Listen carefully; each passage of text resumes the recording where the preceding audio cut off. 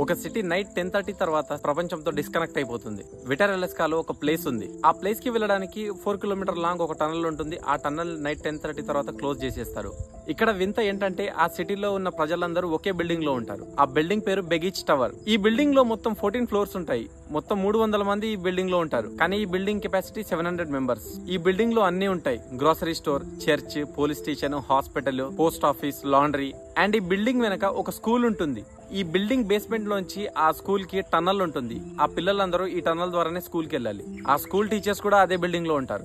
ఇక్కడ వింటర్ లో -20 degree Celsius ఉంటుంది. ఈ సిటీ అంతా మౌంటైన్స్, గ్లేషియర్స్, మొత్తం స్నో తో కవర్ అయి ఉంటుంది. ఈ బిల్డింగ్ ని 1953 లో ఆర్మీ కోసం కట్టారు. ఈ బిల్డింగ్ లో మంటలు వచ్చినా, భూకంపం వచ్చినా బయటపడొచ్చు. మీకు ఒక ఇన్సిడెంట్ గురించి చెప్తాను. 1964 లో ఎలస్కాలో ఎర్త్క్వేక్ వచ్చింది. అది 9.2 మాగ్నిట్యూడ్ తో 4.5 మినిట్స్ వరకు వచ్చింది. అయినా ఈ బిల్డింగ్ కి ఏం కాలేదు. టాప్ ఫ్లోర్ లో Airbnb హోటల్ ఉంటుంది. ఇక్కడికి వచ్చిన టూరిస్ట్, గెస్ట్ అందరు అక్కడే స్టే చేస్తారు.